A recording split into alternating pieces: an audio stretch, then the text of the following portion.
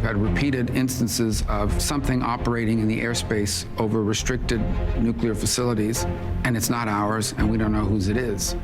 That alone, just that statement alone, deserves inquiry, deserves attention, deserves focus. If you have objects in the sky that you cannot identify, that's a problem, because it could be China, it could be Russia, it could be any adversary. Well, any unexplained phenomenon could pose a national security threat.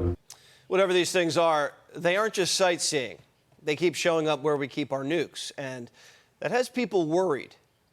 They have both deactivated and activated nuclear weapons with both the United States and Russia. These are otherworldly things that are performing maneuvers that haven't been seen. The UAP activity surrounding nuclear weapons is not a historic issue. It's an ongoing issue. Now, if something can't fly where we can't, and move how we can't, and turn our nukes on and off, we better figure out what it is fast. This type of technology is not man-made. It's nothing that we can build or have built or are using out there. And the fact that we're seeing it so prevalently on a regular basis globally makes it a national security threat. Now, if we don't know if aliens are the ones flying these things, we just don't. But even top scientists think we're not alone. All of us, to a person at NASA, thinks that there must be life out there. The idea that there's only life on the Earth seems untenable. I mean, not only do you see the billions of stars in our own galaxy, but we see billions of galaxies. How could it just be us?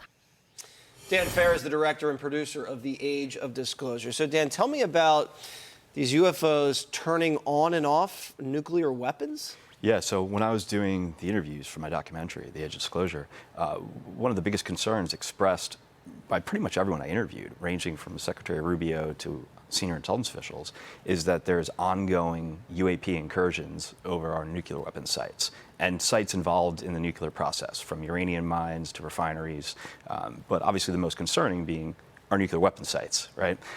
Because no matter who's controlling these UAP, that's a problem. And as Rubio said in the film, we know they're not ours, and we don't believe they're an adversaries.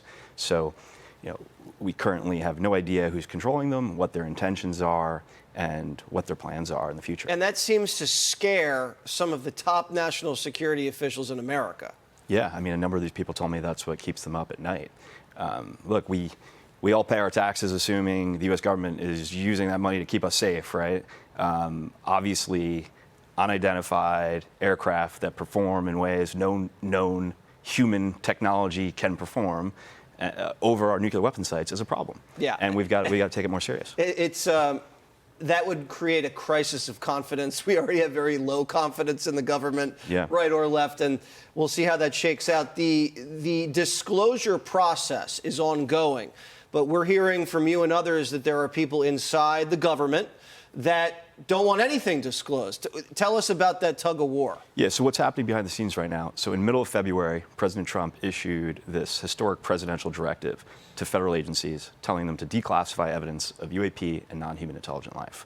What then happened was a lot of these federal agencies and branches of the military either refused to engage or they just played dumb and acted like they didn't know, what evidence existed. We don't have anything. We don't know what you're talking about, that kind of nonsense. And, historically, these career bureaucrats have just waited out elected officials. They're gone in 3 or 4 years. And so a lot of these federal agencies are just hoping they can wait out the White House. But there are good people inside the government. 100%. And they want this out. 100%. And the White House and a number of members of the cabinet are aggressively trying to pursue the truth and to get this evidence out of the clutches of these career bureaucrats within the federal agencies. One federal agency has emerged in the last couple of months as the one taking this the most serious and aggressively pursuing the truth and working with the White House, and that's the FBI. The FBI is the largest law enforcement agency in the country. There's 13,000 FBI agents in the United States. They are hands down the best investigative body. And so as they wrap their arms around this more and make it a huge priority for the Bureau, I think we're going to see a lot of learnings and disclosure come out of that.